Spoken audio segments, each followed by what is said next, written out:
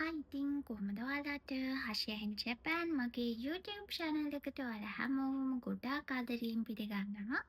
ඉතින් අදත් ඔයාලට වටින ගොඩක් වැදගත් වීඩියෝ එකක් අරගෙනයි ආවේ. අපි අද කතා කරන්න හදන්නේ SSW වලින් ජපානයට එන්න ඉන්න ඔයා අනිවාර්යෙන්ම කරන්න ඕනි මෙඩිකල් ටෙස්ට් එක ගැන කතා කරන්න. ඉතින් මේ මෙඩිකල් ටෙස්ට් එකේදී මොනවා වගේ දේවල්ද කරන්න කියලා කට්ටිය මගෙන් අහලා තිබ්බා. මොකද චුට්ටක් කරන්න කලින් බයයිනේ. ඉතින් ඒ නිසා තමා වීඩියෝ එකක් අරගෙන ආවේ. එහෙනම් අපි කෙලින්ම යමු වීඩියෝ එකට. විදේශ රැකියාවකට එන ඔයා අනිවාර්යයෙන්ම කායිකව වගේම මානසිකව ගොඩක් නිරෝගී කෙනෙක් වෙන්න ඕනි.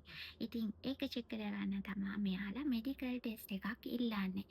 ඉතින් ඒ ගැන කතා කරනකොට ඔයා හිතන්නකො ජපානයට එන්න හදන්නේ කියලා. එතකොට ඔයා ජපාන එම්බසිය සහ ශ්‍රී ලංකා විදේශ සේවා නියුක්ති කාර්යාංශයෙන් මගින් අනුමැතිය ලත් හොස්පිටල් එකකින් තමා මේ මෙඩිකල් ටෙස්ට් එක කරගන්න ඕනි. තියෙන හැම හොස්පිටල් එකකින්ම ඒක කරන්න බැහැ.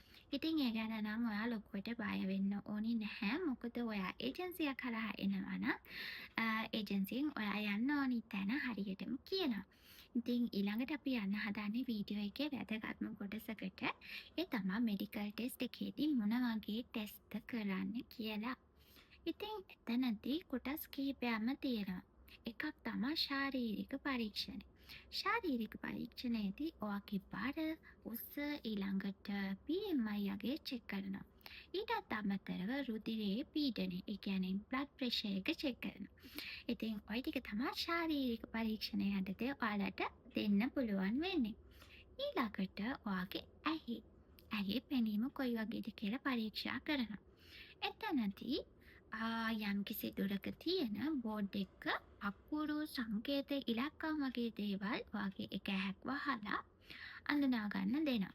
ඊටත් අමතරව ඔයාට වර්ණ අන්ධතාවය තියෙනවද කියලා චෙක් කරනවා. එතනදී රවුමක් ඇතුලේ එක එක පාටින් තියෙන තිත් අතර සැඟවුණු සංකේතය හොයාගන්න තමයි ඔයාලට තියෙන්නේ. ඒක ඉලක්කමක් යම්කිසි හැඩයක් වගේ දෙයක් වෙන්න පුළුවන්. ඊට පස්සේ ආයෙ කරනවා ශ්‍රවණ පරීක්ෂණය. ශ්‍රවණ පරීක්ෂණයේදී ඔයාට හෙඩ්ෆෝන් එකක් දාලා ඉතාමත් සියුම් ශබ්ද ඇහෙනවද කියලා පරීක්ෂා කරනවා. කලින් චුට්ටක් සද්දෙට ඇහෙනවා. ඊට පස්සේ අන්තිම වෙනකොට චූටි සද්ද තමයි ඇහෙන්නේ. ඒක ඇහෙනකොට සාමාන්‍යයෙන් ඔයාට එක්කෝ බටන් එකක් ප්‍රෙස් කරන්න, එහෙම නැත්නම් අත උස්සන්න වගේ දෙයක් එයාලා කියනවා. ඔහොම තමයි ඔයාගේ ශ්‍රවණ පරීක්ෂණය කරන්නේ. ඉතින් ශ්‍රවණ පරීක්ෂණයේදී නම් මට ඔයාලට වැදගත් දෙයක් කියන්න ඕන. අනිවාර්යෙන් කන් දෙක හොඳට සුද්ධ කරගෙන යන්න. සුද්ධ කරගන්න කියලා තුවාල කරගන්න එපා. ඊට පස්සේ ඔයාලගේ එක්ස්රේ එකක් ගන්නවා. ආය ECG එකක් ගන්නවා. ඊටත් අමතරව මූත්‍රා පරීක්ෂණය සහ රුධිර පරීක්ෂණය. රුධිර පරීක්ෂණය ගැන කතා කරනකොට ඔයාගේ බ්ලඩ් එකක් අරගෙන මෙයාලා රුධිරයේ සීනි මට්ටම දියවැඩියාව තියනවාද කියලා චෙක් කරනවා. ඊට අමතරව රක්ත හීනතාවය තියනවාද කියලාත් චෙක් කරනවා. ඊටත් අමතරව ඔයාට පෝවන ලිංගික රෝග මොන හරි තියනවාද කියලා චෙක් කරනවා. ඊට පස්සේ ඔයාගේ මුත්‍රා පරීක්ෂණයේදී කරන්නේ ඔයාගේ වකුගඩු නිරෝගී තත්ත්වයේ තියනවාද කියලා පරීක්ෂා කරන එක. ඉතින් මෙඩිකල් ටෙස්ට් එකේදී චෙක් කරන්නේ ඔන්න ඕවා තමයි. එතකොට ඊළඟට අපි යන්න හදන්නේ මෙඩිකල් ටෙස්ට් එකේදී ඔයා බය වෙන්න ඕනි ඇයි? බය වෙන්න ඕනේ ඔයාට මම කලින් කිව්වා වගේ රක්ත හීනතාවය, එහෙම නැත්නම් බෝවන ලිංගික රෝගයක්, එහෙම නැත්නම් ක්ෂය රෝගය, එතකොට ගොඩක් දරුණු විදිහට වර්ණ අන්ධතාවය වගේ දේවල් තියෙනවා නම් ඔයා චුට්ටක් බය වෙන්න ඕනි. එහෙම දෙයක් නැත්නම් ඔයා ඇත්තටම මෙඩිකල් ටෙස්ට් එක ගැන චුට්ටක්වත් බය වෙන්න ඕනි නැහැ. ඊළඟ කොටස තමයි ඔයා මෙඩිකල් ටෙස්ට් එකකට යද්දී කොහොමද රෙඩි වෙන්නේ කියලා. ඉතින් ඔයා මෙඩිකල් ටෙස්ට් එකට යන්න කලින් අනිවාර්යයෙන්ම හොඳට නිදා ගන්න ඕනේ.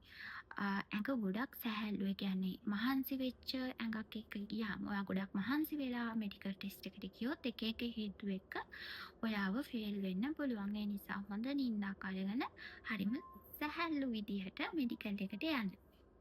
ඊට අමතරව ඔයා දවස් 2-3ක් ඉඳලා ගොඩක් වතුර බොන්න. ගොඩක් වතුර බීපුවාම ඒක ගොඩක් හොඳයි. ඊළඟට ආය සීනි අධික සහ තෙල් අධික කෑම කන්න එපා. ඒවා පාලනය කරන්න. ඊටත් අමතරව ඔයාට කියනවනේ දැන් පැය 8ක් එහෙම නැත්නම් 10ක් 12ක් පාස්ටිං ඉන්න කියලා. ඒ ටයිම් එක හරියටම බැලන්ස් කරලා ඒ කියන්නේ වැඩි වෙන්නේ නැති වෙන්න, අඩු වෙන්නේ නැති වෙන්න යන්න බලන්න. මොකද ඒක ගොඩක් හොඳයි. ඔන්න ඔය ටික තමා කියන්න තියෙන්නේ. කලින් රෙඩි වෙන්න ඕනි ඔන්න ඔය විදිහට. තව වැදගත් දෙයක් තියෙනවා. ඔයාලට හිතන්නකෝ මෙඩිකල් එක කරාට පස්සේ චුට්ටක් බ්ලඩ් ප්‍රෙෂර් එක වැඩි වෙලා. එහෙම නැත්නම් දියවැඩියාව වගේ චුට්ටක් සීනි මට්ටම ඉහළ ගිහිල්ලා. එහෙම වුණොත් ඔයාව එකපාරට රිජෙක්ට් කරන්නේ නැහැ. මෙයාලා ආයි පාරක් ඔයාව පාලනය වෙලා ඒ කියන්නේ දවස් කීපයකට පස්සේ ආපහු එන්න කියලා කියනවා. හැබැයි ඔයාලා මතක තියාගන්න ඔයාලගේ අමතර චාර්ජ් එකක් එයාලා ගන්නවා. ආයේ එන්න කියලා ටෙස්ට් එක කරනකොට ආයෙ අමතර ගාණක් චාර්ජ් වෙනවා. ඉතින් ඒ නිසා ඒ ගැන වොරි වෙන්න ඕනෙත් නැහැ.